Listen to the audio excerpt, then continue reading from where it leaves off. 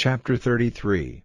Manasseh was 12 years old when he began to reign, and he reigned 50 years in Jerusalem, but did that which was evil in the sight of the Lord, like unto the abominations of the heathen, whom the Lord had cast out before the children of Israel.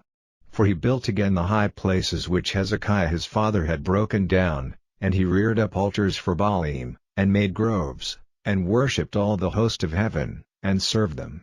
Also he built altars in the house of the Lord, whereof the Lord had said, In Jerusalem shall my name be forever. And he built altars for all the host of heaven in the two courts of the house of the Lord.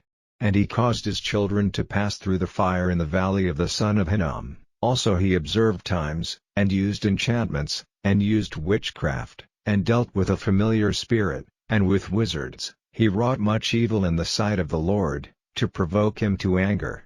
And he set a carved image, the idol which he had made, in the house of God, of which God had said to David and to Solomon his son, In this house, and in Jerusalem, which I have chosen before all the tribes of Israel, will I put my name forever, neither will I any more remove the foot of Israel from out of the land which I have appointed for your fathers, so that they will take heed to do all that I have commanded them, according to the whole law and the statutes and the ordinances by the hand of Moses. So Manasseh made Judah and the inhabitants of Jerusalem to err, and to do worse than the heathen, whom the Lord had destroyed before the children of Israel. And the Lord spake to Manasseh, and to his people, but they would not hearken. Wherefore the Lord brought upon them the captains of the host of the king of Assyria, which took Manasseh among the thorns, and bound him with fetters, and carried him to Babylon.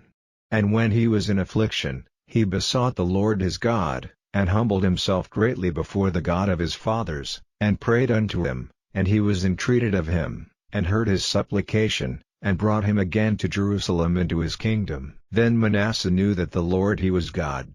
Now after this he built a wall without the city of David, on the west side of Gihon, in the valley, even to the entering in at the fish gate, and compassed about a field, and raised it up a very great height, and put captains of war in all the fenced cities of Judah. And he took away the strange gods, and the idol out of the house of the Lord, and all the altars that he had built in the mount of the house of the Lord, and in Jerusalem, and cast them out of the city. And he repaired the altar of the Lord, and sacrificed thereon peace offerings and thank offerings, and commanded Judah to serve the Lord God of Israel. Nevertheless the people did sacrifice still in the high places, yet unto the Lord their God only. Now the rest of the acts of Manasseh, and his prayer unto his God, and the words of the seers that spake to him in the name of the Lord God of Israel, behold, they are written in the book of the kings of Israel. His prayer also, and how God was entreated of him, and all his sin, and his trespass, and the places wherein he built high places, and set up groves and graven images, before he was humbled, behold, they are written among the sayings of the seers. So Manasseh slept with his fathers, and they buried him in his own house, and Amon his son reigned in his stead. Amon was 22 years old when he began to reign, and reigned 2 years in Jerusalem. But he did that which was evil in the sight of the Lord, as did Manasseh his father, for Amon sacrificed unto all the carved images which Manasseh his father had made, and served them, and humbled not himself before the Lord, as Manasseh his father had humbled himself. But Amon trespassed more and more. And his servants conspired against him, and slew him in his own house. But the people of the land slew all them that had conspired against King Amon, and the people of the land made Josiah his son king in his stead.